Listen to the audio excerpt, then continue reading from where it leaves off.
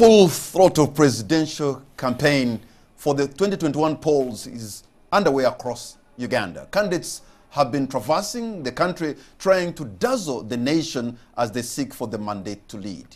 What is supposed to be their charm offensive has also left a trail of death and destruction. In the chaos that ensued in Kampala last week, police put the death toll to 45, but other sources say many more could have died. We have since seen a ping-pong of accusations on who is responsible for the chaos in Kampala. To discuss this and more, we have Dr. Miriam Matembe, board chair of the Citizens Coalition for Electoral Democracy, Joel Senyonyi, spokesperson for NUP, and Morrison Rwakakamba, a CEO Agency for Transformation, which is a think tank organization based in Kampala.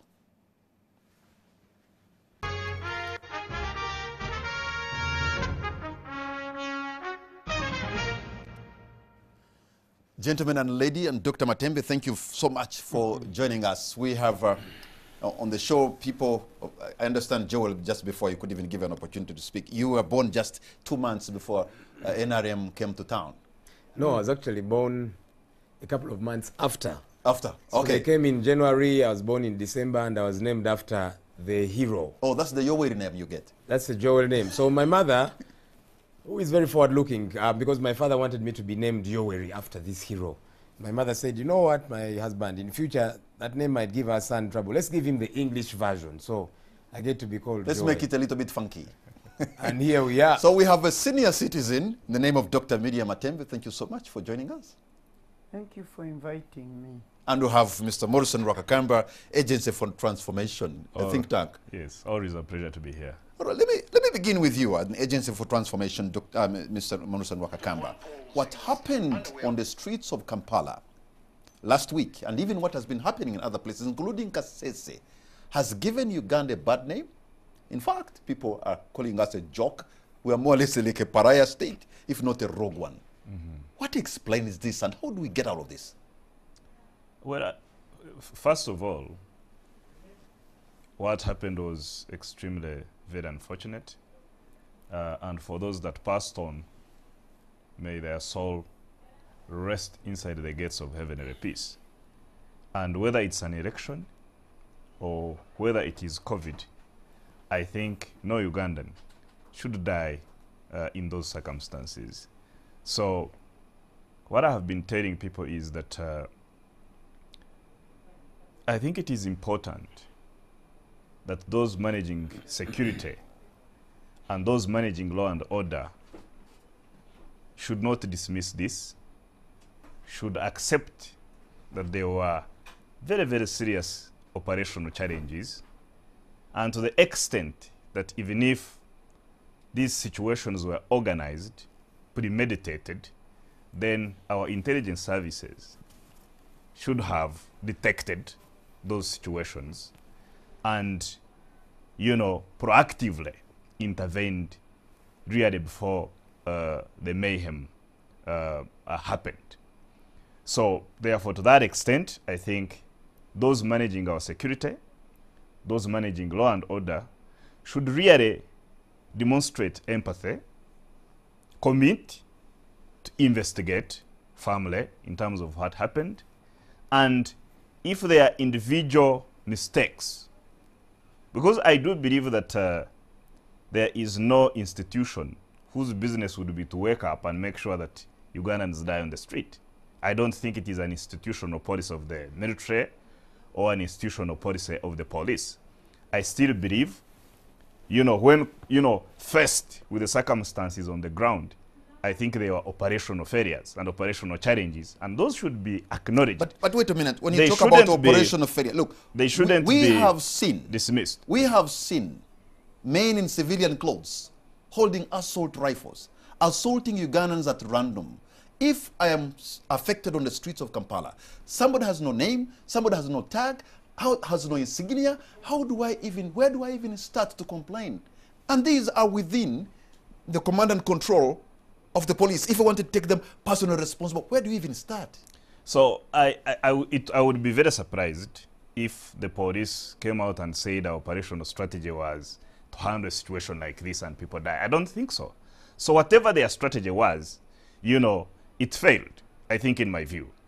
But I think the bigger issue is to look at the underlying causes of those situations. So whereas I'm saying, and I continue to insist, that those managing our security services should have the empathy, should apologize, should investigate, and give a full report to Ugandans, really, especially when people have died, people have been, you know, canned, and I think some are still in hospitals. That's not a situation we want to see, and it shouldn't happen in our country. But I think there is also a responsibility for leaders, really, across all the political divide, especially if you have protests on their behalf, assumingly, because I don't believe that those who were hitting the cars, that those who were carrying hammers and hitting police officers were sent by some political forces. I don't want to believe that. But I want to believe that there are those, you know, criminals who also take chance on the circumstances to really cause mayhem. And I believe we have the cameras, we have all these things. I think those people should really face justice. Okay. But also, it is important also for leaders to come out strongly and condemn any situation that would bring violence, that would bring chaos on the streets of Uganda. It hampers business, it hampers freedom. It doesn't matter which color you wear, whether it is yellow, whether it is green, whether it is red. When Kampala is burning, it affects you.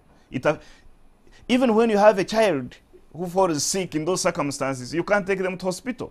If you have an appointment, you cannot fulfill it. If you want to go to your garden, you cannot go there. Because in absence of peace, in absence of law and order, it is a jungle, it is chaos. And no matter who, we all get affected. So I think all leaders, whether they're in the politics, whether they are in church, whether they are leading homes, whether they are leading schools or churches, everybody should condemn this situation and call for a Uganda that is really united. Because at the end of the day, we are all Ugandans. Elections are here, they will go. COVID is here, there is now, thankfully, I think a vaccine coming, whether it is AstraZeneca or some other vaccines coming. COVID will also go, and we shall remain in Uganda. So at this point in time, I would want to see all leaders really calling for sanity, Okay. empathy, and making sure that we don't destroy this country that we all have. Okay, Dr. Miria Matembe, you are a senior citizen in the country, but you have also had an opportunity to serve Uganda in different capacities. You have some of the leaders who are in positions of power today, some people you have worked with, perhaps you have dined and wined with, but you have left them. Do you think where they have reached, is this like a new law? Huh? Have they reached like a new law that perhaps you did not even expect? You know, for me, even when they were inviting me, I really tried to refuse to come, but they insisted. Because I am even tired of discussing these things. And moreover, we discuss them without any government official here to really talk so that we may debate with them. They are nowhere. I understand when they invite ministers or all those officials, they don't want to come. They fear coming because I believe they have nothing to say. Because whatever is being done is really evil in this country. And I don't want to discuss this issue as just an incident out of whom 54 people have died. I am sure in this country, Uganda, people have suffered, people have been dying. It is not just one incident. Because you remember, I mean, are we going to talk about just this ever since President Museveni, just shortly, the short period, ever since Besigye came out to challenge President Museveni, have we ever had, you know, like elections which have been free? They are moving up with the violence, with whatever it is, until they have reached now this climax of open, shameless, the government institutions shamelessly, openly killing people. But after a clear statement of, we shall crush you, I will crush you. I mean, Gunda have been going on video saying, we shall crush you. he's saying he thinks it is not the pulse of police. Do you know how policies are made? You know, one time, you know, I used to be a free guy, not a cabinet or anything, cabinet minister. Then I would go out to talk when I became a minister and talk like I usually talk. You know, those men who rape. Then my permanent secretary and the rest told me, no, when you go out, any statement you make, becomes because policy. you are a minister, it is a policy. So I have seen President Museveni clearly saying how he'll crush people. At one time, actually, I went and tweeted. I said, President, we are tired of your crushing. I said, you've been crushing from Ruwero, you crushed, through Kampala, in Uguru, in the northern region, you crushed. And now, we should not be crushed. And that was during the bad COVID, when everybody was in the house. I said, we need comfort. And that was at when primary elections of NRM had started. I understand a certain woman was refused, was taken out of the line. And he got so angry. The pictures are there. Today he refused to show us what are they called. The images of what is happening in the country, not only yesterday. He said, I am going to crush you. Who are you? Stop my freedom. Who are you? I'm in my house. I'm sleeping. I'm doing my thing. Who are you? And I said, but if she says, who are you? Why does he also crush us? Why do they prevent us also to organize and do what we want to do? And so for me, I want to say that it is a clear policy of the government to crush us, to crush any opposition, to crush anybody of divergent view, to crush, because for sure you know very well that in this country, I mean constitutionally, we put provision of what people should do when they are dissatisfied, when they have discontent, when peaceful demonstration, you may go on a sitting down strike, you may move along the road and demonstrate peacefully, but you know very well with the other public management order, when it came into this country, no single Ugandan can demonstrate peacefully. I tried it personally with the women. We tried it one time, we organized and even got permission from police. We had it and went to National Theatre. And when we were gathering there to start our peaceful demonstration, the pickups came, they arrested them, they took them to Narfenya, and I had to follow them and shout and say, you must release them, and that kind of thing. So it is not yesterday, these days. And we must discuss this matter as something that is continuous. Every day I put on my TV, even today, every day I put on my TV to watch the campaigns. It is tear gas, it is shooting people, it is killing people, and the words are clear, we shall crush you. Even after being nominated in Chambogo, he addressed people and said, we shall deal with you, we shall crush you. And immediately, Kyagulanyi was getting nominated, he was crushed, they were torn to pieces, the clothes and that kind of thing. And have you heard any government official, even president himself, coming out and expressing sadness about the death of the people? I am not condoning any demonstration. I mean the violence. I am not condoning people who don't follow the law or whatever rules you are talking about. But who doesn't know that if you are in politics and they arrest your candidate and put him in prison, and you have no way of expressing your discontent or whatever, because you don't, then they get out and do anything. Frustration and all that kind of thing. I don't condone people who burn the tires. I don't condone all these things. But, you know, the way you treat the people and the way you've been treating them, oppressing them, silencing them, shutting them, when they reach a wall, they can do anything. They can do anything. Okay. And therefore, for me, I want to conclude this short talk by asking one question. President Museveni, I was with him in UPM. When he came here, we embraced him as young people, like young people are embracing Kyagulanyi. It's not just a one-time thing. Generations come, generations go. Obote was old, Museveni was young. He came telling us, UPM, and we embraced him. And he said, when elections are reached, I will go to the bush.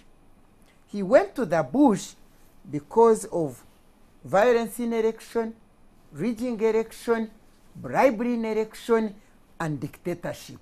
He said, I am going to the bush to fight these things.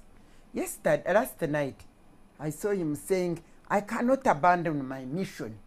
I must continue with my mission. And I want to remind him, that mission was to fight the dictatorship and those people who don't want to leave power peacefully. That mission was to fight violence in elections, bribery, and whatever you call it. That mission, he lost it long ago. The people died in Luwero fighting dictatorial government. That's what you think was the mission?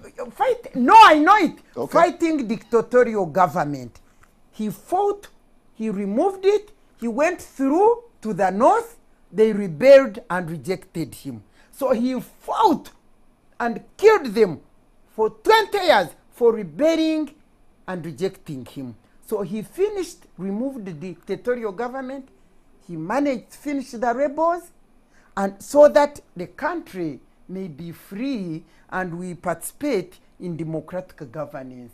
Now, who are these that his government is killing and fighting? Because the dictatorial government went, the rebels, he finished them. I want to know, who is he fighting?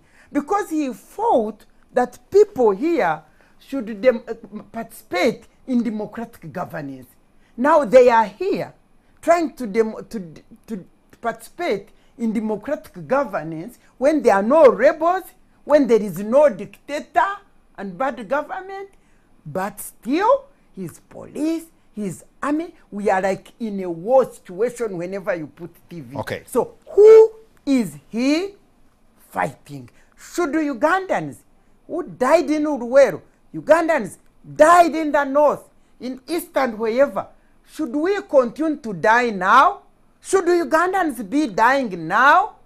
For which purpose? What is he fighting now? That is what disturbs my mind whenever I reflect. Every time I say, God, can't you come down and go into the minds of whoever fought to deliver Uganda to know that he's destroying it? All right, you can hold on to your point there. Mr. Joel Senyonyi, spokesperson for NUP. First of all, I must begin by sympathizing with you because you have appeared here walking on clutches. Clearly, you have your foot, which is swollen, and you are in pain. And perhaps it is even proper to maybe tell the viewers what really happened, because this is not Joel that I last talked to. Thanks, I hope your Patrick. spirit is not as crushed as your leg. Certainly not. Certainly not. I only have a husky voice, forgive me, because I've been doing a lot of talking with the campaign trail.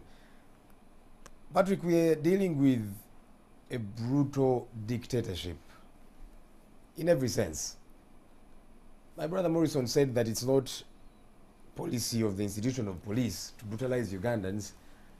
I obviously disagree, and Morrison knows it's not true. He knows that it is actually policy of police to go out there and brutalize people. Government. It has not just begun. You remember Chiboko Squad? Initially, police denied them and said, no, we don't know who those hoodlums are. That's what the then police spokesperson said. I was in the media at the time. But before long, it was very clear. Police was walking alongside these hoodlums with sticks, beating up people. And then before, we knew it, the story changed to, you see, these are just vigilant citizens that are helping police to curb crime and all of that. So one thing after another, that police always deals with goons, with the intent to just brutalize citizens out there, to instill fear. You asked me about the situation of my leg and so on. So we went for nominations, presidential nominations on 3rd November at Chambogo, and all was well. were being saluted on the inside of Kyambogo by all those officers and so on, and looked like it was actually very suspicious. We thought, these guys, they are giving us so much attention, saluting us and all. It looked a bit bizarre. Anyhow, we thought, well, you know, we now have a presidential candidate, so it is obvious why they are according him a lot of respect and the rest of us on his team. The moment we got out of Kyambogo University gates like this, it's as if these guys got consumed by some demon. For starters, they locked the media in. And that's to show you their intentions usually. Because they don't want the media to be there as they wreak havoc. They closed the gate. Media guys were there saying, but we are media and so on. They said, And they came and descended on us, did all that they could. At some point, there's a journalist that had actually waited on the outside for us. And so he began to cover for one of the other stations. And when they noticed he was filming what they were doing, they came and pulled out his battery. That gentleman was live on TV. And so they went off. And so after pulling out the battery, pushed him away. But luckily for him, he had another battery. So he inserted it and went live again. And eventually they pushed him away. And they did all they did, you know, threw tear gas canisters at us. And they exploded. They began to beat, like they're beating snakes. I was pounced on. I was descended on by about 5 guys. 4 of them had a helmet. I could not see them. They had helmets, shades, and masks. And it's also intentional. They don't want you to see them. They don't have name tags. So you're seeing fellows beating you up. It's only one who had a red top. He didn't have a mask, obviously no name tag. That I looked into the face. I said, gentlemen, why are you guys beating me? What have I done? Beat everywhere from the head and so on. They were actually aiming for the head. I put the hand, they beat the legs. And I was thinking, for heaven's sake, well, I'm not like a thief that they have gotten. And it's not even right that when you get a thief, somebody, you know that happens a lot, mob justice, somebody stealing a phone or whatever, they pounce on them and beat them up. And I'm thinking, I've not thrown a stone at anybody. I've not beaten anybody. That's not who I am. But they will descend on you because that's probably what they're trained to do.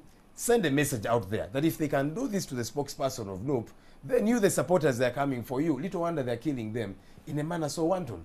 There's a very disturbing video that's been making rounds on social media of a lady who was recording, that was during the protests, recording as military officers were passing by. And this guy aimed a gun at her. At first it looked like it was a joke. I saw that video. And then he aimed at her again and shot. These are scenes we see in movies, Patrick. These are things that, for heaven's sake, they don't happen on the streets of Kampala. That a police officer, a military man, will aim at somebody just because they are recording them. And he shoots. I said, for heaven's sake. Luckily for her, the bullet did not catch her, but it shattered and then she got the shell and so on. And I thought, wait a minute. How and why did we get to this? For heaven's sake, why? These people say they fought to redeem our country. You know, I was telling you the story. I was named after President Museveni because my parents thought this gentleman is a hero. He has redeemed our country. Came in January, I was born in December, and they said, our son, our firstborn child, must be named this. But here we are. We all condemn the violence. Now, what explains, how do we explain for those, especially through anger, who went and collected tires and put them on the road and burned them, or maybe the other gentleman who just picked a hammer and went for the policeman, a policewoman, and hammered the policewoman in front of cameras and stuff like that. How do you deal with that? How? I'm not even saying these are sent by DP or no, but in that moment when somebody is carrying a hammer, going for a policewoman, and they are armed men. But Kamara, just a moment. You were asking yes, him. Yes, okay. Going for armed men. What would you expect to happen?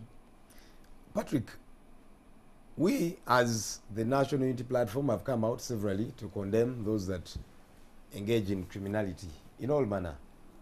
And that's why for us we keep saying we want to take power peacefully and within the law. That's our DNA. All right? We're not like these gun-wielding people. They picked guns, went to the bush, shed blood, and that's how they took power. Okay? And you see, I've said this severally on several fora, that the way you take power is actually how you maintain power. When you take it by shedding blood, there's no other way you know how to keep it. You've got to shed blood to keep it. If you take it by the power of the people, that's how you maintain it until, you know, you've got to live. When the people say it's time, or the laws of the land and all of that, You saw how we changed the constitution. It was on the barrel of the gun.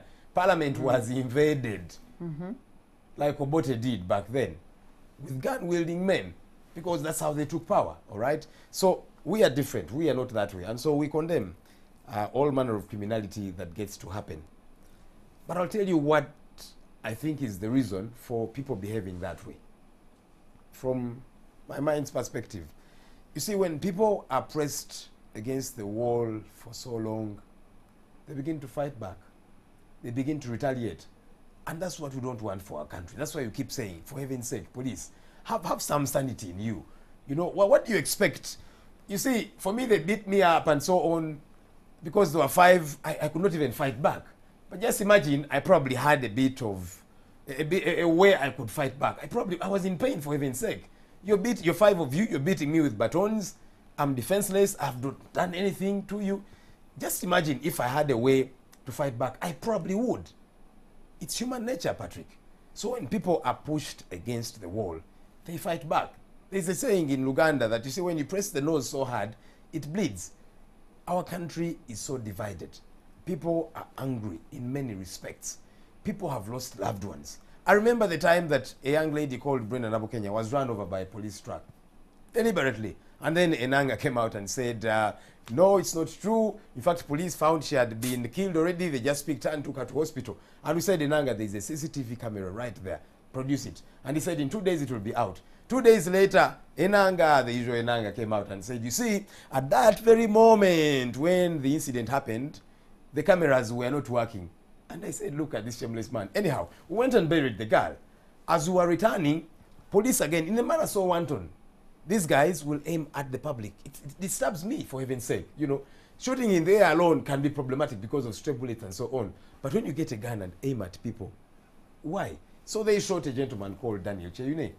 And so border borders followed us to our offices in Kamucha. And they told me, Mr. Speaker, they called me Speaker. I think the word spokesperson is complicated English for them. They said, Mr. Speaker, for us, just give us a command. We'll go and burn up one of those police stations. I said, guys, calm down, you know. It's, first of all, that is wrong. It's dangerous. It's dark and so on. Let's first calm down. They didn't want to hear anything I was telling them. Of course, thankfully, eventually I was able to prevail over them. But they were angry. They were saying one of us has been killed. Why? Is it a crime to support opposition?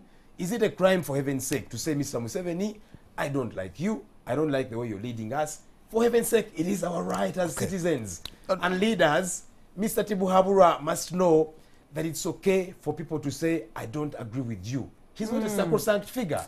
All right, he needs to know that. Okay, Morrison, you can clearly see that Ugandans are now emotionally charged. They are angry. And what has happened, blood on the streets, of course, there are those who are still hurting right now. And in their hearts, they're thinking maybe they want to do something. But how do we deal with this? You know, how did we reach here even? You see, first of all, violence in all forms should be condemned. And it scares me a bit when I hear some level, what they call tacit approval, because people have been pushed on the wall, then somehow it is okay. It's not approval, Morrison. Who has Nobody approved? is No, saying it is okay. I condemned. I am only explaining Please, why please, people are nobody's behaving saying that it way. is okay. One at a time, I Jacob. thought I was very respectful. No, don't say No, that. it's One okay, at a it's time. okay. Let me interject and Yes. you proceed. Speak the truth. So any tacit approval, I think, is very wrong and sends a signal. You remember that that chap in South Africa called Marema when he was talking about a signal. These signals are usually not straight. Okay, it's not like a direct command. So when you hear maybe people have been pushed on the wall, so they have to respond, that in a way is coded messaging, and I think it can reverberate and really intensify. So I think leaders at all levels, I think, should come out strongly and condemn violence in all its forms. These two have condemned violence. Yes, but I had a test message, so I wanted to call What that. is that? I wanted Exactly. to call that out. So, and I think that's very clear. But number two, let's look at the context and the circumstances, okay? We are having a campaign that is very strange in COVID times. And I think if you look at how candidates have been conducting these campaigns, we can discern. I think the NRM candidate, President Museveni, has been extremely, very, very respectful of COVID guidelines or SOPs. The way he holds his meetings, people are socially distanced. He doesn't hold rallies. He holds some sort of outside tent meetings. And I think those pictures are there. And on the other hand, I want to concede that there are some NRM surrogates, okay, who are claiming to be campaigning for the NRM candidate, who I think have been holding processions.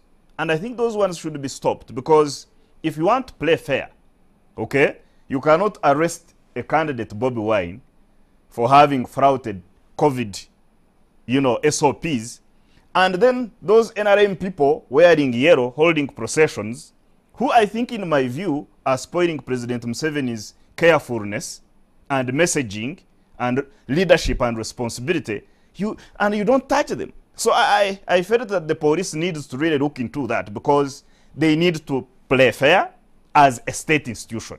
So I think there has been a challenge there.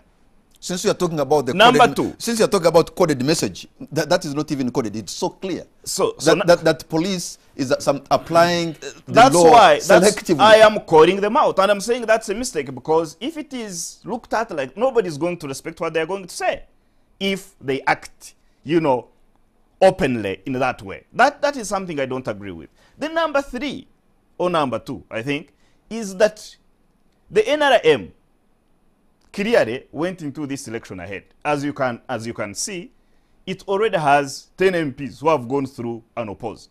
Okay? This violence and this behavior has moved us from, we are not even discussing manifestos, the real issues. And I think NRM came up with a very interesting and very serious manifesto. Those are the issues we should be discussing. The NRM, if you look at the youth elections, over 80% of the positions, NRM won. Before we came into this election, there was LC election of grassroots, where NRM won by 80%. So I don't see where the panic should really be coming from. And Honorable Matembe can tell you that in the areas of the National Resistance Movement and UPM, okay, ideas mattered. Persuasion mattered. Okay? Some used to abuse it by, some called it siyasa and other things, but engagement, persuasion, organizing mattered. Okay, hold on. So I am trying to call out my NRM colleagues that we may want to really focus more on ideas, on persuasion, and this thing of confrontation. Use more in terms of intelligence in order to nip in the bud people who want to cause chaos. But to act, those state institutions, to act in a way that is, reactive, and then you have this mayhem, I think that is not the NRM. Morrison Rwakakamba, Dr. Miriam Matembe, and Mr. Joel Ssenyonyi. We're going to take a break and we'll be right back.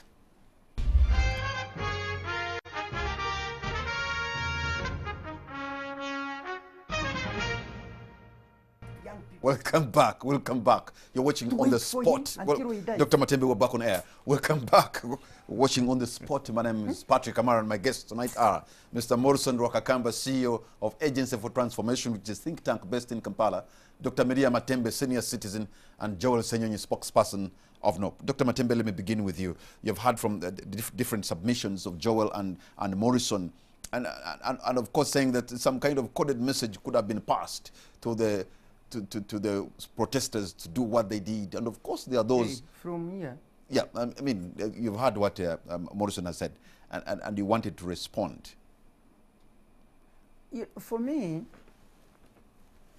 I don't condemn, even I tell people, the children in school, don't strike, don't break windows, don't do that, because that is damaging. So I clearly condemn anybody that uses violence of whatever sort. But this does not mean that violence cannot take place if circumstances are conducive for it. I will begin, I told you I'm a senior citizen. I saw both a government, I saw both when I was still young, didn't see it much. But I saw Amin's government, I saw Obote too. That's when President Museveni, when he came, moreover, we joined him as UPM, and then when we came, I embraced him more than 100%, I think, because I saw a savior, I saw a redeemer from the situation we are going through. And I thought that for the first time, I truly believed that never again will Uganda go into violence. Never again will Uganda have to remove a president through violence, but it will be through a ballot. Being a lawyer, and I went there and I participated in constitution making, and I believed that Uganda is getting on the right road. Who took off Uganda from the right road? These are things which we should discuss. When Museveni saw Obote doing wrong things and violence and so on, and rigging elections, do you know the violence he did? He himself responded by violence after the rigged elections and ran to the bush to execute his violence there. And he did execute that violence, and together with Obote's government, millions of people died of hunger in Ruweru. And eventually, he came here and took over Kampala. Do you hear that he went through violence to take over Kampala? And he was a useful young man. Why does he expect that when he pressurizes and silences and pushes and his might of a gun, his military of a gun, which is usually saying and shouting and priding himself into, and making people helpless, those who don't have the gun, they become helpless, they become hopeless, they can't go to the bush, they want to stay here and participate in democracy. He cannot allow it. Does he think that those very people so cannot devise their own ways of violence to respond to the situation? I'm condemning it. He revised his own violence, which brought him to power, and he went through and delivered this nation. Thanks to God that through all these deaths of all these people, eventually he delivered the nation, and we would have started to run this government in a democratic government of running this country. Do you know what he did? Instead of letting that happen, he goes and removes the term limit and changes the constitution. When people had said, we want the term limit because we know our history, which we want to prevent. And that's when battles began. I was in this country when were people burning there, when they were, the moment Besigye went to contest with President Museveni, that was the beginning of the destruction of the democratic governance process that he had gone to fight for. We saw all these things with hammer, beating Besigye, crashing his vehicles. Who were doing it? The police and everybody. And the thing kept to escalate until it went into parliament. At least the Obote did not enter parliament to violate it or commit violence there. They said over the police were outside, and he told people, now pigeonhole, change constitution. But we have seen President Museveni's security forces, they entered parliament. First of all, court, the rape of the judiciary. You remember? Just Sogora talking about the rape of the Temple of Justice. Don't forget these things. He sent his police. They raped the Temple of Justice those days. And now he sent his police and his army. They raped the Temple of Legislation. I mean, you people, Mwami, my colleague, please, be honest yourself, since you are an analyst, and analyze how things come going on until they have now reached the climax. I have written a book called The Struggle for Freedom and Democracy Betrayed. President Museveni wrote a book, The Mustard Seed, entitled it The Struggle for Freedom and Democracy. I published my book on September 2019 saying, sir, that struggle you are talking about has been betrayed. And in my book, I projected, almost prophesied what is happening here. If you read its conclusion, I prophesied. Because what did you expect?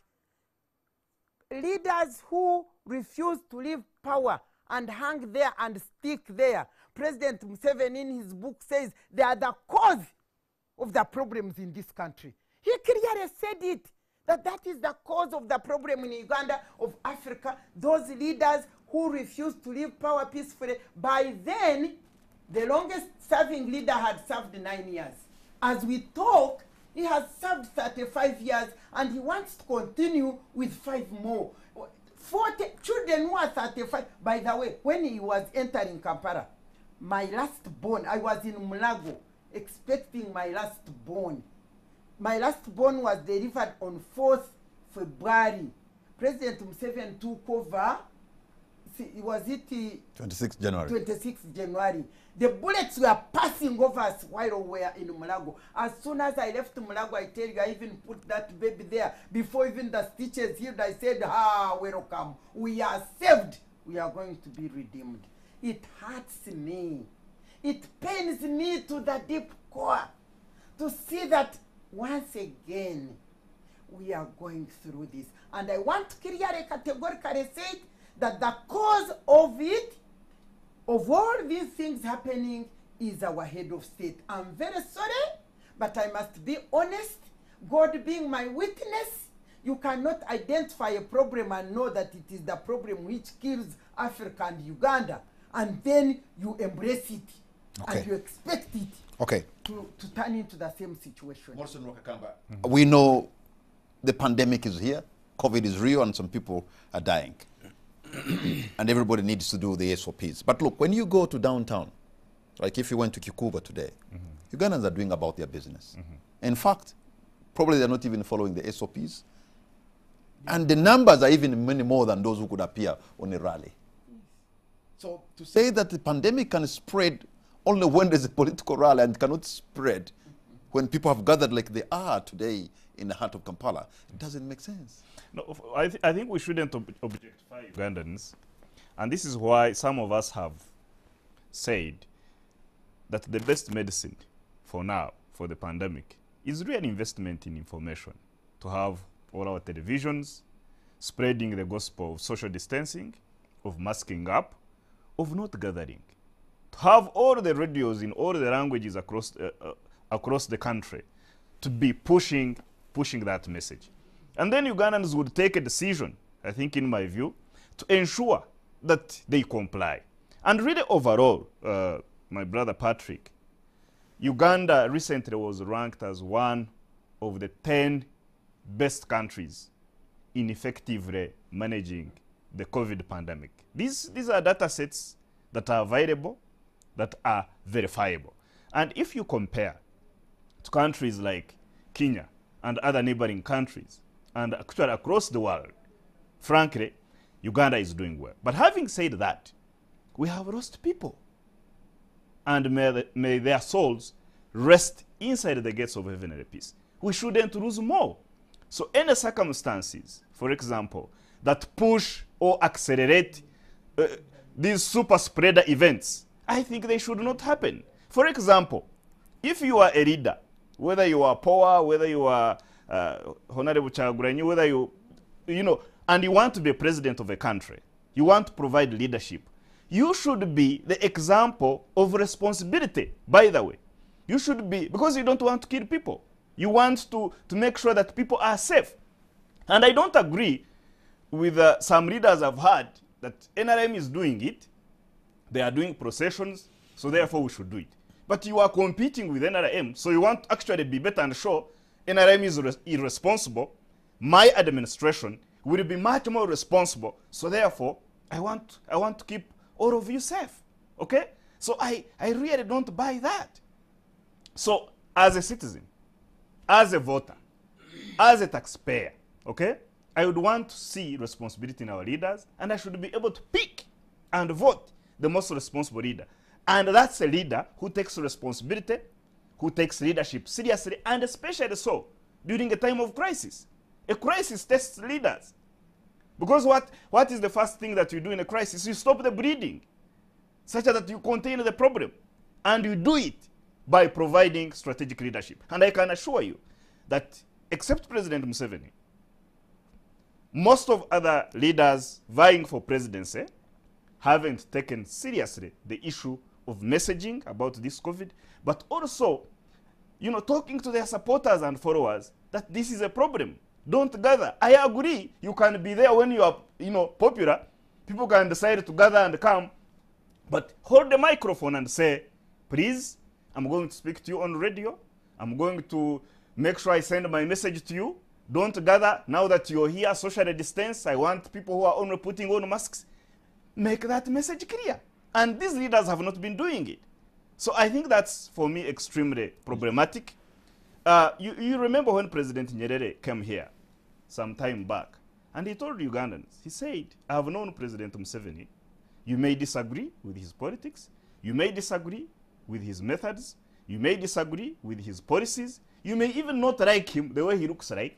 But President Museveni is a very, very serious person. And I think the way he has conducted, you know, these elections, socially distanced, masks, meetings, I think he has showed that he's looking at a broader mission and he wants to protect the people. But that doesn't mean that some of his supporters, that some of his surrogates are causing problems and undermining his message, undermining his campaign. And I would want the police and law enforcement to also focus on those NRM leaders who are, you know, not following the SOPs, whether they are wearing green, whether they are wearing maroon, or they are wearing red. If they are not following the SOPs, all of them, I think they should be brought to book, or they should be, you know, they should really face the law, because nobody is above the law. All right. Even when you're a presidential candidate. So Joel, clearly what Morrison is saying that, look, you have fallen short as NUP in trying to follow the SOPs.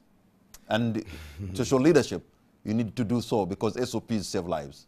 You know, Morrison Rakakamba amazes me. He's a young man who should exude a certain level of critical analysis, one would think. You guys called him an analyst. Morrison Rakakamba is not an analyst. He's an NRM apologist. Yes. And you hear that through and through and through. But maybe there's one thing I might slightly agree with him about. He says Museveni is a very serious person. I think so. He's very serious when he's killing Ugandans. Sure. Oh, yes, he kills Ugandans. He's very serious when he's clamping down on opposition. He's extremely serious. He's serious with his brutality. You see him on TV saying, I'll crush you, I'll eat you like a sumbusa. He imagines his God that he gives and takes life. So on that level, yeah, he has a level of seriousness in doing evil. Morrison said something very interesting. He said, you see, Mr. Museveni has been exemplary. He has been responsible in as far as following COVID SOPs are concerned. I actually think that Mr. Museveni has been extremely irresponsible. With examples, let's backtrack a little bit. You saw how the party for which Mr. Museveni is chairman held its primaries. Now that was the time, Patrick, when tension was high. Tension was rife about COVID-19. Everybody was on their tenterhooks. You know, even those that at the time seemingly didn't believe COVID was there, they were trying to be careful because tension was high. But his party conducted primaries in such a reckless manner, and it was okay. It happened day in, day out. They held rallies, they held mass processions of people. So they closed churches and mosques and said you cannot go and pray because of COVID. Meanwhile, the very church buildings were being used by Mr. Museveni's ministers to campaign. Professor Ephraim Kamuntu did it. He had a rally in a church. That was the time when they said you can't come together and pray because you will die of COVID-19. Mike Mukula did it as well in the East, and a plethora of others, you know. My friend, Dr. Jane Ruth Acheng, we prayed together. She finished signing the SOPs, and then she became a quintessential politician. Went and held a procession and so on. A number of them, you know. Mr. Museveni looked on. I think that was very responsible of him as a leader. I remember on one of his shows, he used to have many evening shows. He'd come on TV to talk to the grandchildren, and it amazed him. You know, it amused him. I don't know if you imagine it amused everybody else. And said, but now, so why do you arrest Zake and not the others? He's a quintessential politician. So he will say that to hoodwink some people to imagine that he cares, you know. But you see, if he did care, those people would be clapped down on. But that did not happen. You see, so he might try and play good guy now, you know. So at the very place where I am, I have a tent, have SOPs and so on. but he has people who are doing it on his behalf. Okay. You see, Mr. Museveni preaches water, eat, drinks wine. He will have the baby cools of this world, gather people and so on his behalf, and it's okay. Police will protect them. You saw what happened in Kotido. They gathered people. No, you said he's responsible, so I'm explaining to you that he's extremely irresponsible. Because if he was a responsible leader, he would take action. I'm saying his surrogates should account. So there is a maxim in law, which senior counsel knows. It says that he who acts through an agent acts himself. You need to know that. So he cannot pretend and say, no, I'm not the one doing it. It is my supporters. It is my mobilizers. Who are, for me, I'm clean. But you're saying you're a leader. If you're a responsible leader, So, you should okay. be able to clamp down on those your surrogates, on those your mobilizers. In Kotido, they gathered people, and you know the way they gather masses. So they'll give them T-shirts, and people want T-shirts. They don't have clothes, you know. So what plus do you make- 5,000 each, All right. and so they will gather. But if it is NRM people gathering to wave at Mr. Museveni, it's okay. You know, if it is Honorable Chagulanyi, somehow NRM is immune to COVID-19. Are you kidding me? You know, we are so divided now. But Joel, how do you explain and probably even stop for the people who are angry and frustrated on the streets of Kampala, and they see a lady walking, mother of the nation, you know, putting on yellow, and they say remove it and get naked because it is not red. And maybe you're driving on the street and they stop you, unless you say you clench your fist, then they're not going to give you away. Because some of these things that happen, and perhaps you have not even sent them, but if they act, they're claiming to be your agent, like you're saying, using the same thing, then there will be, that will be for you. I actually thought we had moved away from that. No. I explained our position. We condemn criminality. You've not had us go out there and tell anybody, get a stone, hit at Patrick. Get a stone, hit at Morrison Rakakamba, because, you know, he speaks like he was part of the founders of NRM. You know, you don't hear us say that, yeah? But I explained to you, and you know, so again, let's learn a little bit from Mr. Museveni. So he went to the bush saying he was angry because an election had been stolen. Never mind, he went into an election, got beaten flat. By who? Sam Kutei, Sambarara North. You remember that election in 1980? And he said, no, I have been rigged after he got the paltry votes that he got. He went to the bush, killed the people because he was angry. That's what he did, you know, because he and those that followed him said, no, we are very angry. Our country is in a dire situation. We need to save it. How? By going and killing people and shedding blood. There is skulls all over Luwero Triangle, Nakasongola, Nakaseke, and the neighboring districts there, you know, because he was angry. Is that justifiable? I don't know that it is. In the north and several other places, you know, because they were angry. They were saying, no, the current leaders are mismanaging our country. We want to save our country. How? By killing people. Shame on them.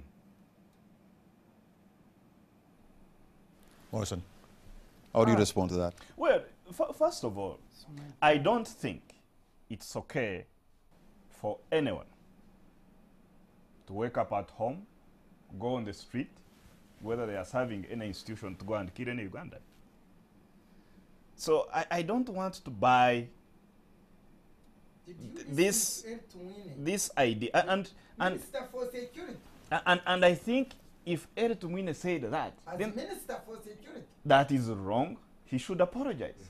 Really, because government policy. no. Dine with these chaps. No. You tell them what you're saying. I'm saying it here, and they must. Government Then you policy. go and walk kumbaya with them. No.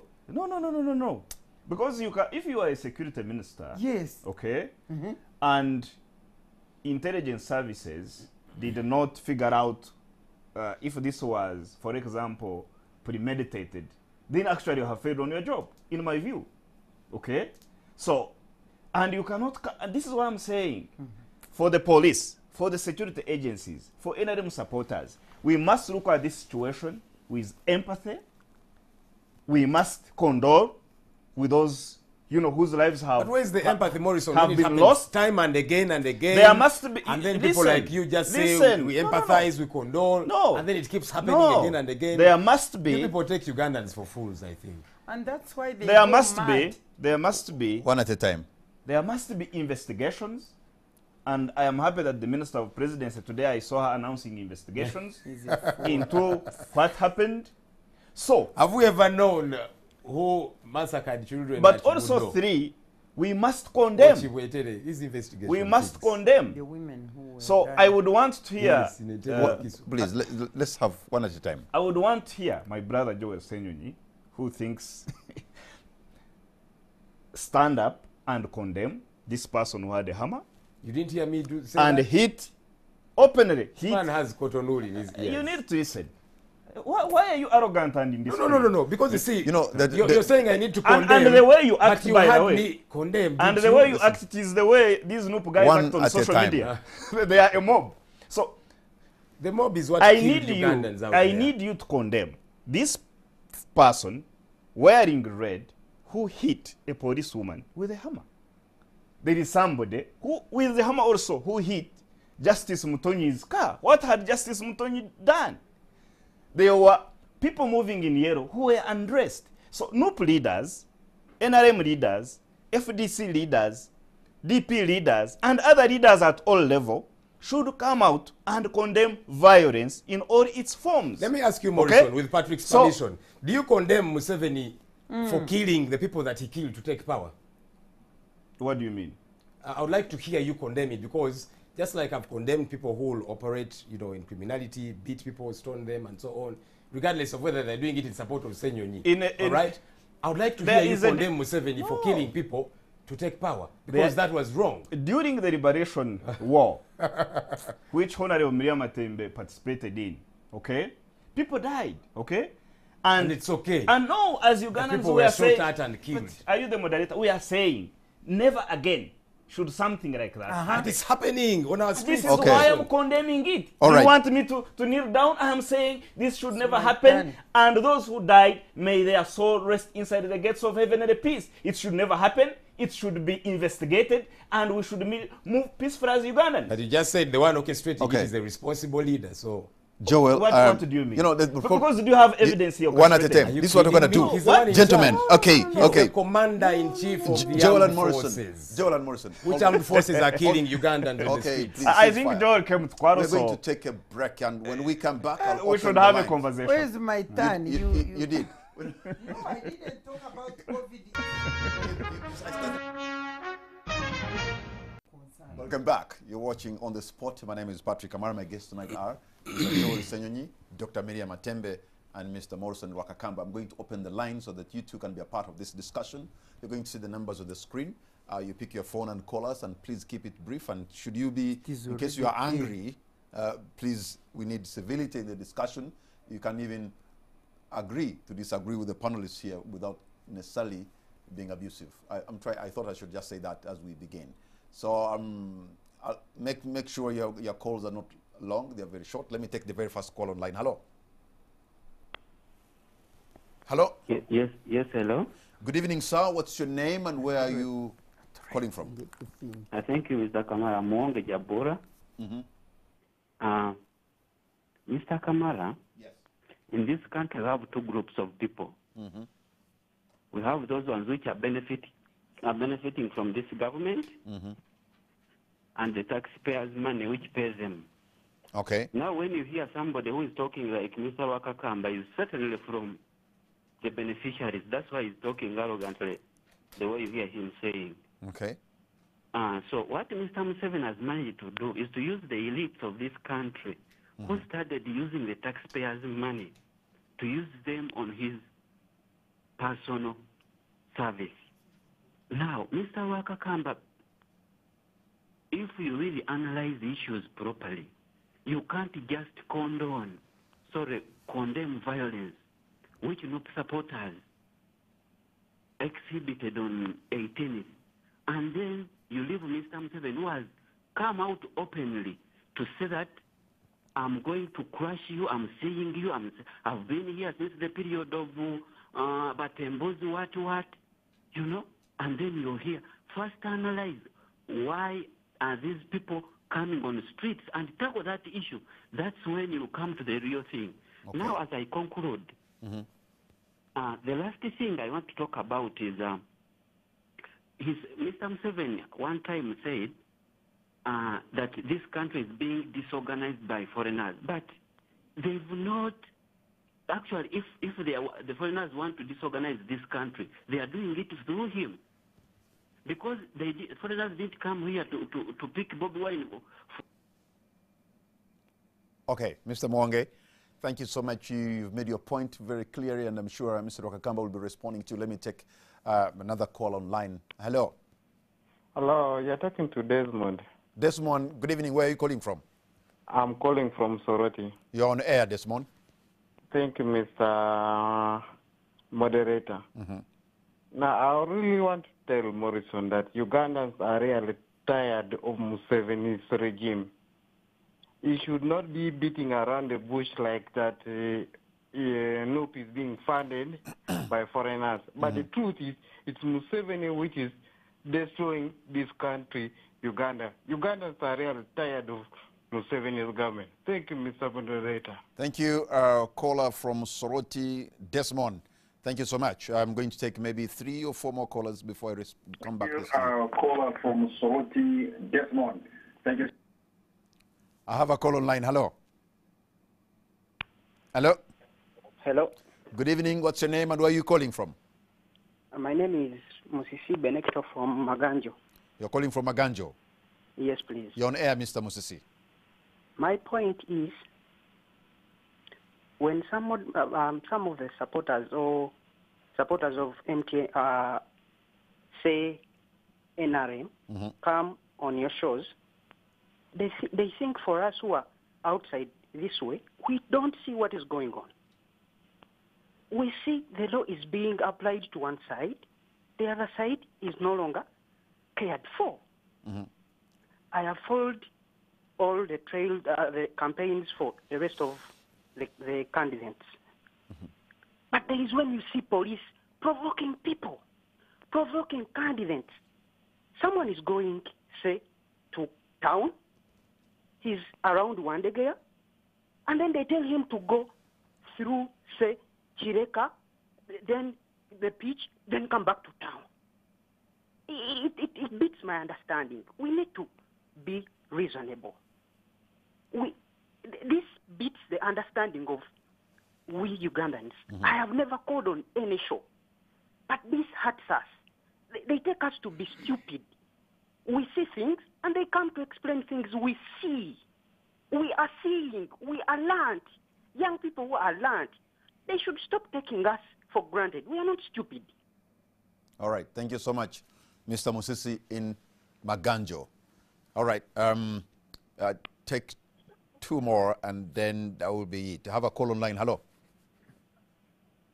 Hello. Hello. Good evening. What's your name and where are you calling from? Good evening. I'm called Otika, calling from Lira. Otika in Lira, you are on air. Please, thank you so much. You're welcome.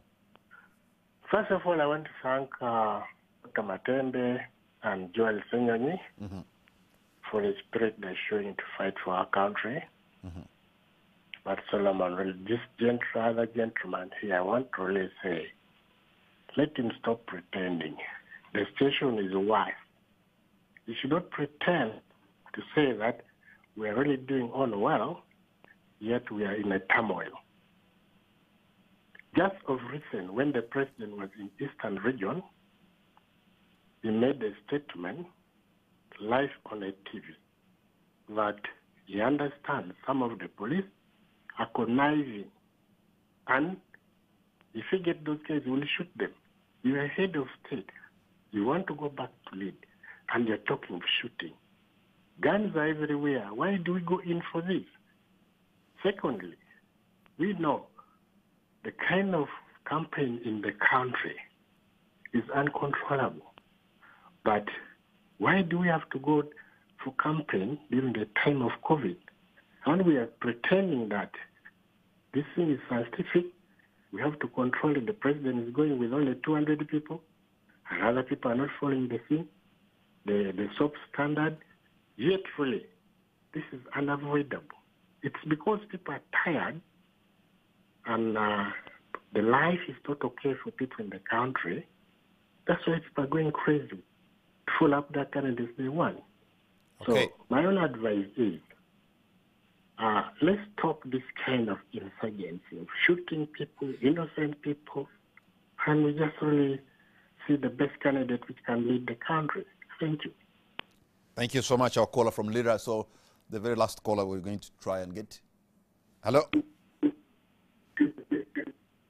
I have a call online. Hello. Hello. Good evening. What's your name and where are you calling from? Yeah, I'm called Monja Kenneth. I'm calling from Kumi. Okay, Kenneth, you're on air. Yeah, I've been following the show, and I would like to thank. I'm calling from Kumi. Yes, go right ahead. Hello. Go right ahead.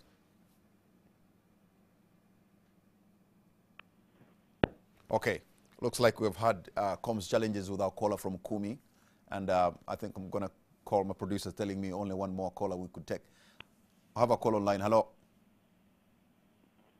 Hello? Hello? We have a call online. Hello? Yeah, this is Nazarias from Kisoro. Nazarias from Kisoro. Yeah, this is Nazarias from Kisoro. Yes, you're on air, sir. Yeah, I want to thank everyone that is participating in that debate. All right. However, I would like to extend my the comment like it's like the people around Museveni are misleading him. Hello? Yes, go right ahead, sir. Just tell us what you want to say. Because actually the issues of violence that happened could have been avoided because the main reason was imprisonment of the main opposition leaders. And before doing that, the government is supposed to sit down and plan what will be the repercussions of these imprisonments. Because people are really seeing and they know what's going on, and now social medias are doing its work.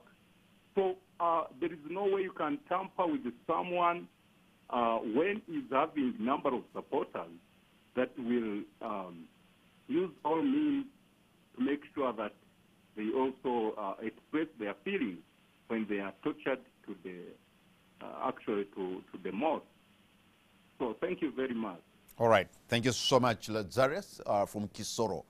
And I think that's it. There are so many questions that have gone towards you, which means you get a little more time to respond to these as we try to make our concluding remarks. But yeah, well, let me first of all thank the callers for coming through, and also state that violence overall should really be condemned as long as you're Uganda, because violence knows no color. Two, I think somebody called Muonge talked about the unfairness that is seen on the ground, especially when police is enforcing law and order. And I really want to say that justice should be colorblind. It doesn't matter which color you are wearing. If you are flouting SOPs, okay, and you are a presidential candidate, I think the law should take its course. Or you are a supporter of a candidate, the law should take its course. But also, if you are supporting NRM and holding processions and flouting COVID, the police should also equally swing in action. That's very important, because if we don't have, a just society, or if our police is not being seen to act fairly, I think that accentuates a problem. And I think, in my view, really, that should really stop, because that creates a sentiment. It creates a belief that there is us against them, and that law enforcement, which is a state institution, is on one side and not on the other side. It creates an argument that is fair. So I would want the law enforcement to be very, very serious on that. The final piece is that I think overall, the NRM and the NRM government and the NRM party, we need to get back to ideas. We need to get back to persuasion. There is a very, very serious record of President Museveni for all the years he has been here and the development that has taken place. Peace, north to south, east to west, increased production, We still have some levels of poverty, but managed to push them below 19% and comparatively doing better really across the continent. COVID, we have done well comparatively, one of the best 10 countries across the world to manage COVID, and we can do better. Nobody should die. So roads, industrial parks across the country. So there is a very, very serious record and a message, even in the promises in the NRM manifesto. I would want us to get back to that. When the conversation becomes about violence, becomes about death, becomes about chaos, okay? As a country, we are losing a very, very serious conversation. I would want to be here with Senyonyi really discussing the NOP manifesto vis-a-vis NRM manifesto. Who has better ideas, such that Ugandans can pick. But because of this violence and contestation, which should be condemned across the board, the conversation has shifted, you know, to death, has shifted to violence. And this has really repercussions for investment, has repercussions for business, has repercussions for prosperity, okay? And it undermines the very, very presidential campaigns that are consequential that we have.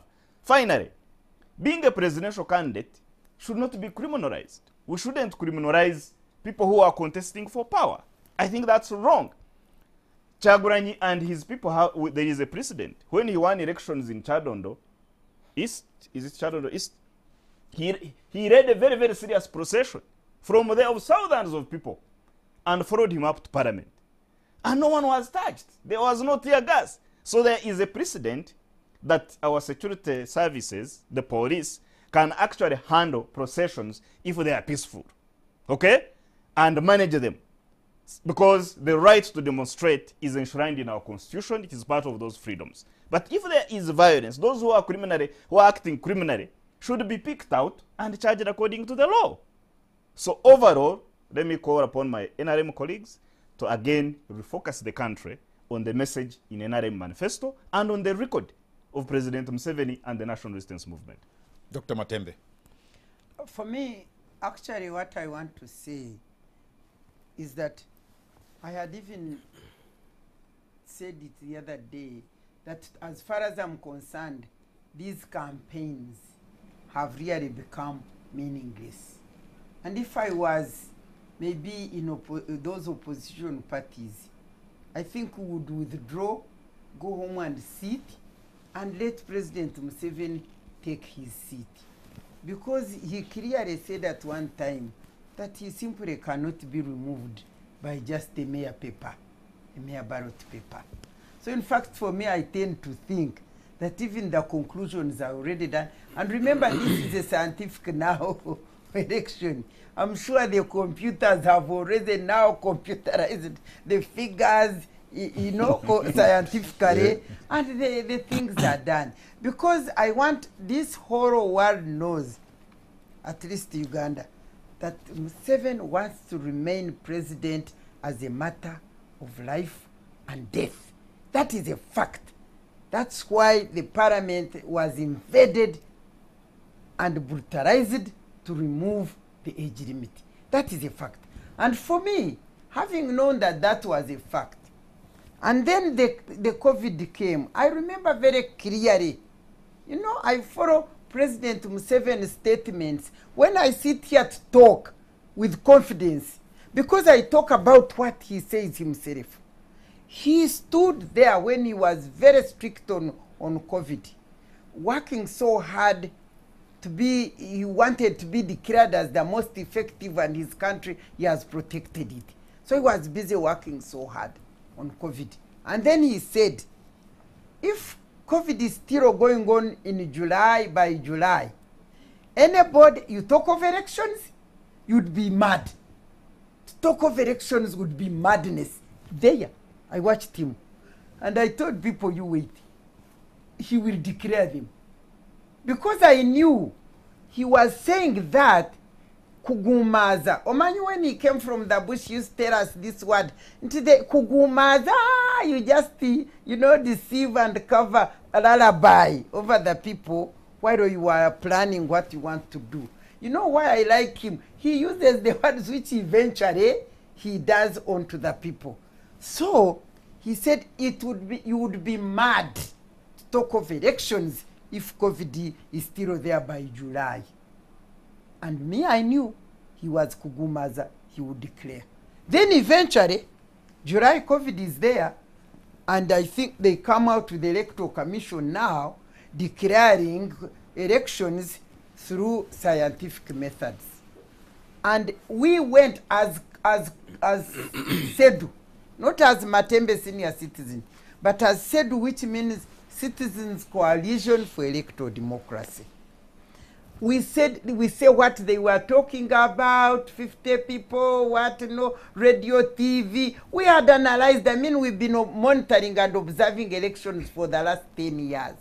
We know how things go. We knew the radio accessibility, we knew finances for social media. We knew all these things would not work. We knew it was not true. We went and pleaded, even with Parliament, we pleaded with the government, please postpone these elections. Since COVID is a calamity here, because nothing has ever been such a crisis as COVID. Even when the war in the north was there, we never shut down, we never closed anything, life continued. Okay. But with COVID, let me finish this. With COVID, it was shut down, it was a crisis. And we said, please, since this is a crisis, and we have a constitutional right in our constitution to actually create declare a state of emergency and postpone elections for at least 6 months and see how things will work. They refused and insisted, because they knew if you say social COVID scientific elections, he knew he had a big advantage over all these other people. So he went on against our wishes and our demands and requests to save the people of Uganda and declared these elections. And what we had perceived is what is happening. And therefore, he knew that this would come, this would happen, and now it has happened. And I want to conclude by saying, surely, even if COVID was not there, the whole matter is fighting opposition and fearing any opposition candidate who seems to attract people. That one must be hammered very well. I want to tell you that these politicians you see, many of them actually, those who have some, whom there is some fear that they have some kind of support, they can't access their venues. You go and ask them. They've been paying money for venues. When they reach there, they say, no, you can't go here. They take them around like 23 kilometers. People were gathered here. They don't go there. That one. Okay. Secondly, media. To go to talk on TV. For instance, this man, Chagurai, when they wanted to go to Mbarara on TV, they said 1 hour, 10 millions. You can imagine 1 hour, 10 millions. When I was discussing some of these media, you call me, you love me. Now that I criticize you, love me, all of you come and call me. When I was there, you used to hammer me and all that kind of thing. I was asking them, you media, you have become Bayayi. Why don't you allow people to go there and campaign? They can't have rallies. They can't have media. They can't go to their... Let me get a gentleman who is... They told me that they warned them. They warned them if they know a candidate, the government says, please, thank you. Make sure that one... Joel, before I bring on... There's a gentleman who says he's an NRM cadre at West Nile, who is online. And I think you called Matua Job Richards, right? Yes, sir. All right, go right ahead. What do you have to say tonight? Yeah, thank you very much, my brother Patrick Kamara and Dr. Mir Arake Matembe and my younger brother, Mr. Joel Senyonyi of NUP. I have a very brief comment to make. Thereafter, I will ask you questions to these participants here.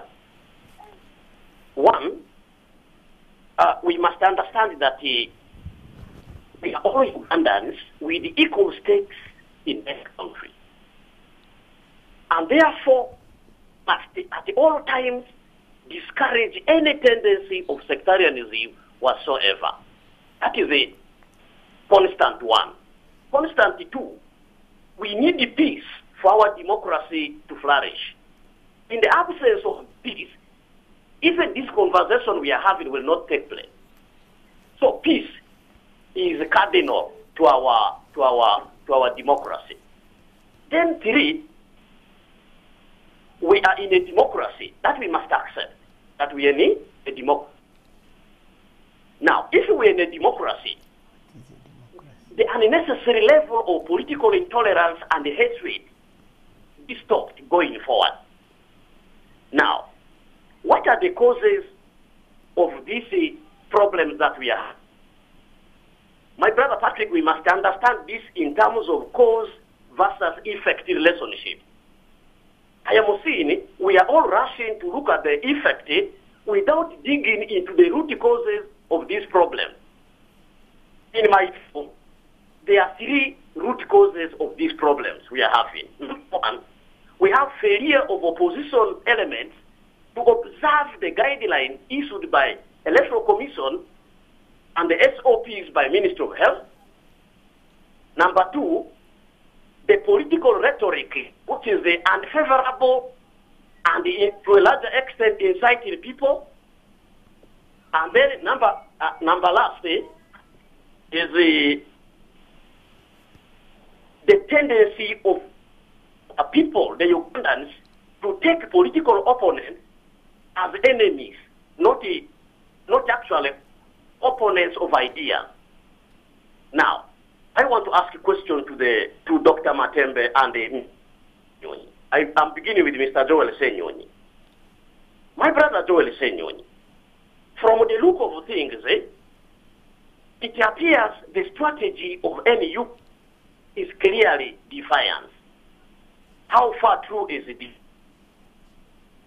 Number two, you have only NUP has constantly maintained a position of dictatorship, referring to President Yoweri Museveni as a dictator.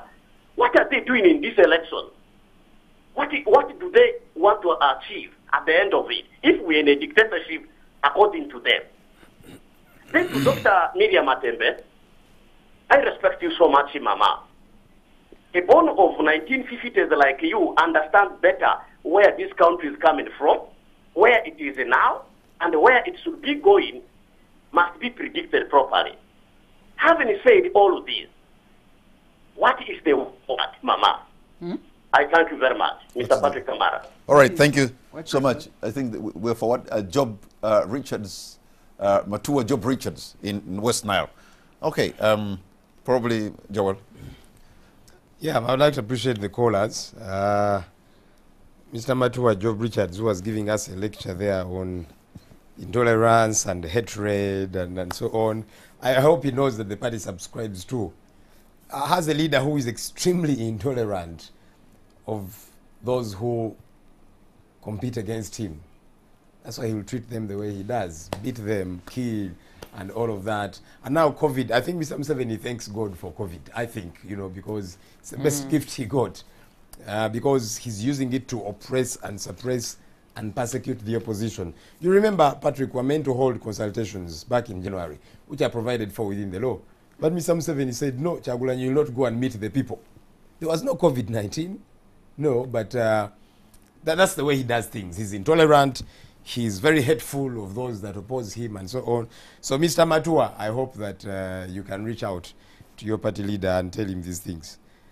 Look, I'm looking forward. I had Morrison ask you for, you know, a debate at some point where we can get to discuss, okay, so the manifestos and so on, because I had him say things which do not add up or things which he doesn't have very good facts about, you know. So he said part of the record of Mr. Museveni is increased production, and I said, are you kidding me? Morrison, you know for a fact that we import twice as much as we export. That's because there's little production happening here. So we are importing a lot and we're exporting very little. And that's a fact, you know, no. Ministry of Trade figures and so on.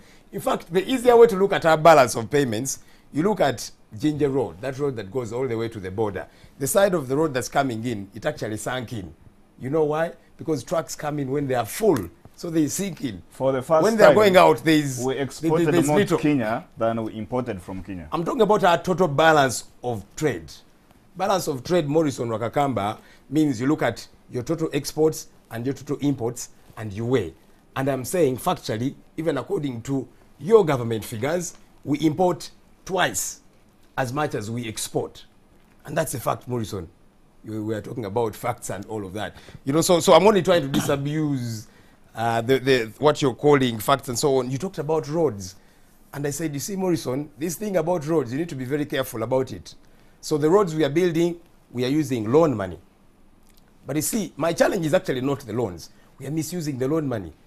Ugandan roads per kilometer, cost per kilometer, 4 times that of Ethiopia. You should read the UNRWA report. Corruption. Why? Because there is stealing to very disturbing proportions in this country. Ethiopia is a lot more hilly than Uganda. You see, when the topography is very hilly, you're going to spend a lot more than when it is generally flat, all right, in comparison to Ethiopia. But our roads are 4 times the cost of those of Ethiopia. Why? Because there's a lot of thuggery that is happening in this country.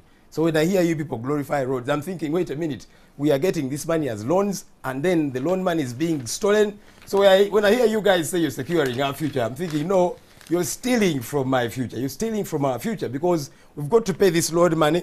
Our children have to pay it, our grandchildren, you know. Never mind that you are misusing it. So this whole securing our future, okay, for me, the reality is stealing from our future. I'll end with this, Patrick. There's a caller called Mr. Muwonge who said something I found interesting, that Mr. Museveni is using the elite and to, you know, propagate his agenda. And that's a fact. You know, you'll see brilliant young people like Morrison Rakakamba say things and you're thinking, hey, wait a minute.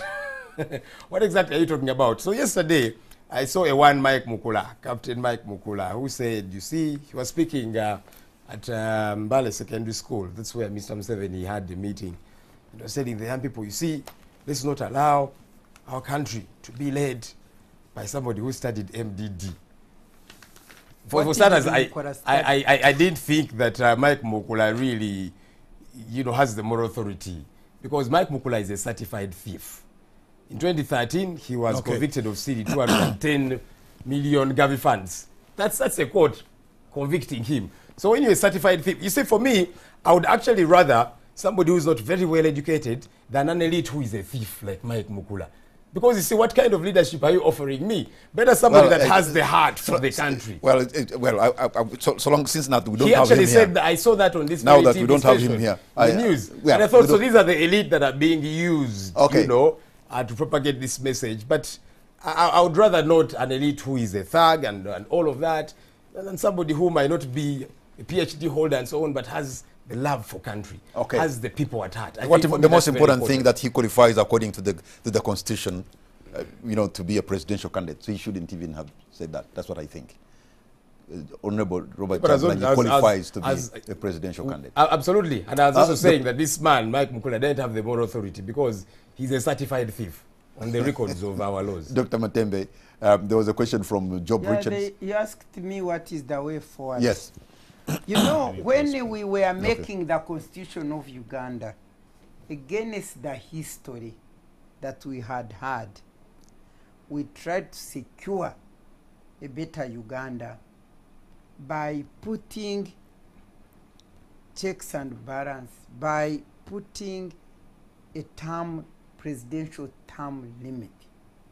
Because we knew that in Africa, experience had proved that without a presidential term limit to prevent Africans from sticking to power forever and refusing to hand it over peacefully, they will not go.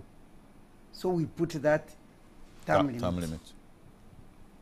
The people are the ones who proposed the term limit. You remember I was on the Constitutional Commission. We said, then when we went into the CA, people in CA said, yes, we have a term limit. But I think we should also put the age limit, because you could have gone there when the term is, you have your, maybe you are so old and may need another term. But we said no, age limit at least 75. Somebody should have done service to this country and should finish. And we're aiming at the way forward for Uganda, and our intention was to one day secure a peaceful handing of power from one presidential elections to another. Now, President Museveni destroyed all these way forward methods. And the situation meant that we are going back to the usual situation of getting off power through guns and death and that kind of thing. And so when he asks me what is the way forward, I don't think I have an answer. What I want to say is the way President Museveni is the one holding the way forward for Uganda in his hands. He has served this nation. I have never disowned it. But I want to quote the scripture. I think it is Acts 13, verse 36. It says, when King David had served God's power, God's purpose, in his generation, he rested. Each person has a purpose to serve in his generation.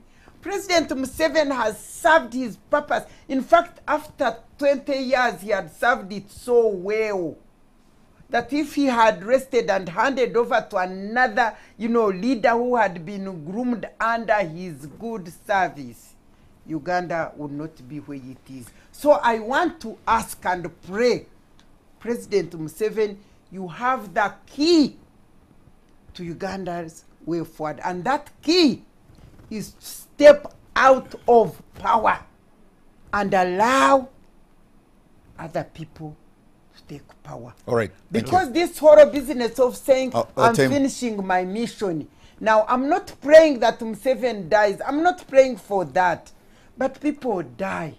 Now, does it mean that if Museveni ceases to live today, Uganda will be finished?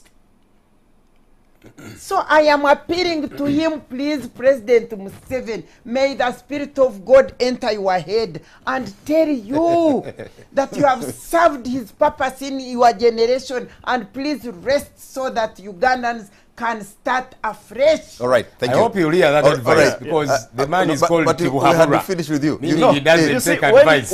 Because I heard from Joel, when you go to every supermarket in Uganda, and I want Ugandans to go there, more than a half of the basic consumer goods are made in Uganda. That's a lie. Our biggest, I am telling Ugandans to go to the supermarket paper, and you go. Toothpick. Listen. You can imagine. Two. With all that now why are you obstructing? I was listening to you and very quiet. Very indisciplined. But we had pretty much wrapped up. So now that no. Our biggest trading partner is Kenya. And for the first time, we export more to Kenya and import less. And today, Uganda, according to the BBC report, in terms of coffee quality and coffee export, we are number 3 in the world. But you, look at that report. Importing toothpicks I am from going Thailand. to share that report with you. You're importing toilet paper. By the way, that is what we should be discussing. One thing, Joel, you need to do is to understand speaking one at a time. It's very important.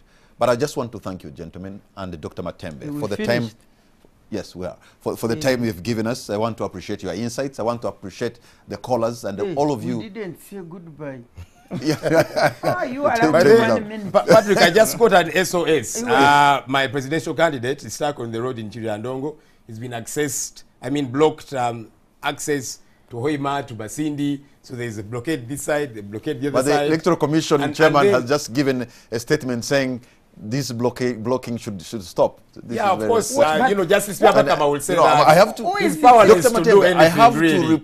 to report what the EC chairperson has said. But he's not in charge of police and the military. In charge of Electoral Commission. You're not going to Justice, the good justice will keep saying. If you think the law says go and if you think the head of the Electoral Commission speaks and I don't quote, I'm only quoting what he just done. Quote. That's okay. But we are saying nothing. He's powerless. He's powerless. Okay. So you wanted to have just a minute and conclude something? Oh, what I wanted. She has forgotten. No, okay. I don't forget easily like that. Okay, I want to tell the people listening to me that I actually intend to contest for the seat of the elderly people. because that has been created for parliament now, and there is that one woman seat for the whole nation, and my voice. But you wanted a smaller parliament. Which, yes, I certainly wanted a smaller parliament. I even quarreled why they are creating, but now that the position is there, you should fill it with good brains. Then I go there. Yeah, maybe if I talk from there. Dr. Matembe is back. I mean, I was running for Nakawa I MP. really opposed it. But now they split so Nakawa, which I disagreed with. But you see, I can only stand for one. And you see, the idea is they create them to fill them with NRM people and to say, okay, now that you've done the wrong thing to create them, all right, me from appealing for my vote. Okay. So I want to ask the elderly people in every district, because it is only 5 per district who will elect me.